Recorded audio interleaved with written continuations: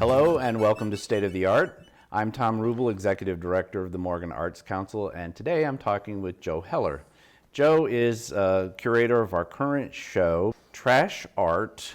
Redefining Recycling. Interesting show. I've been down, I've wandered through the gallery. Joe's been here several days, bringing things in and setting them up. So first of all, Joe, how many artists you got in this show? I have 17 artists. 17 artists. I noticed on the stuff that's in place so far, really interesting different art forms.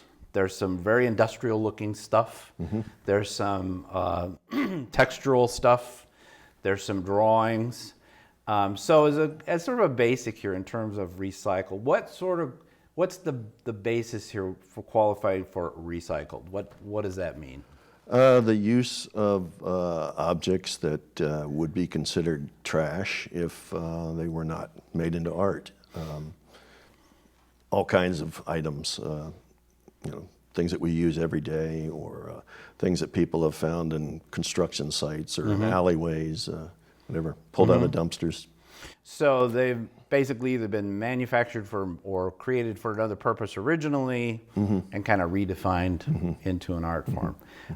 And I got to say, it's fascinating. So tell me about, as I mentioned, there's some very interesting different art forms. Tell me about some of them and some of the artists that you're showing in this show. Well, first off, I was looking for artists that created things which interested me, and also were a quality of, were well made. And I was very mindful of a variety of things that didn't all look alike. So each artist has a pretty unique look to their work.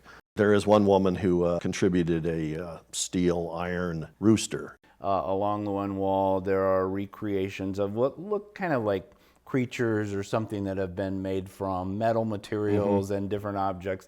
That is one particular male artist. Yes, he lives in, or he has lived in Cumberland, Maryland. He's in the process of moving and actually setting up a beer brewery on his farm. So, and he's also like a home improvement contractor. So, he's used to working with the materials. Yeah. And who's that artist?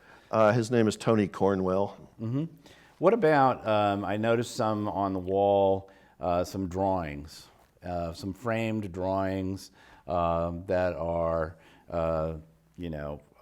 either people or animals or whatever, and they have words on them. And what are those? Well, I have two artists that have both contributed very colorful paintings. Right. I believe the one you're speaking of is paintings done by Angus Carter from Stanton, Virginia. Very emotional paintings. I would say people would probably call them raw, from the old French raw designation. I actually own a few pieces of his work myself in my own collection. Then there's another artist named Jim Kopp, who also has created some very colorful and sort of primitive style paintings. He is a self-taught artist from Casper, Wyoming, and he actually drove his pieces to my house in West Virginia. Wow. And yeah. That's a far cry for Berkeley Springs. Yes, it is. Yes, it is. Good for us. But he does do a lot of fairs around the country in various places, so he's used to traveling with his art. Well, I have one artist who is Danish, and she lives in London, and she shipped 8 altered cigar boxes that she created sculptures within the boxes, and her name is Karen Christensen.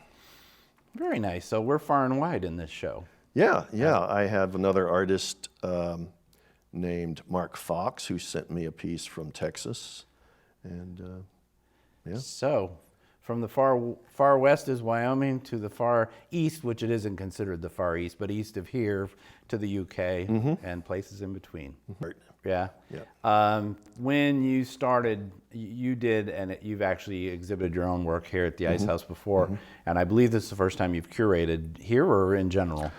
Officially, yeah, this would be the first time I've had that title. I mean, I actually have my own art gallery in my home. Right. And so I curate my own things. I've had shows, solo shows, where I selected my work, hung my work, lighted my work, and basically did all that. Yeah. So, Was there, when you, sort of this broad definition of recycled, did you have to sort of create some guidelines in your mind as to what qualifies and what doesn't, or you just thought, well, gee, I have a network of artist friends and I'll just reach out and see what I get? I really didn't want to put restrictions on the creativity of the artists. I think everybody at this point kind of has an idea as to how, how to recycle or how to incorporate recycled items into their work. I did actually have a couple artists that I approached, and they didn't think they could do it. They couldn't Really? make a transition. Yeah. Which, yeah. Were there any surprises for you in terms of what came in,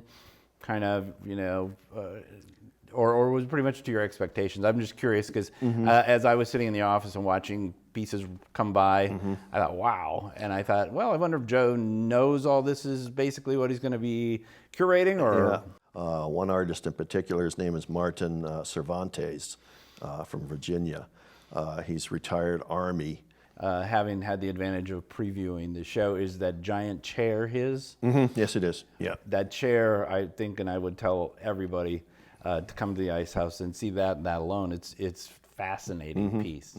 So let's see, we're a day before opening. How far along are you in terms of being done? I just picked up another artist yesterday, so she will be bringing her work in today. I have basically just one more artist to hang their work. Oh, I have my own piece I need to finish and bring it in. So you'll be up in the evening hours. So the opening is at 7:30 p.m. on Saturday, September 14th. If you can get here for that, everyone is welcome. The show runs for 6 weeks, so it'll be, I can't remember the close date, but November 3rd. November 3rd it will close. So please come to the Ice House. Joe's put together a spectacular show, really, really interesting. Lots of art forms and lots of pieces. So congratulations to you. Thank you. In advance of the show. And I encourage everybody to get over here and take a look. And with that, I'm, again, Thom Rubel. This is State of the Art, and we'll see you next time.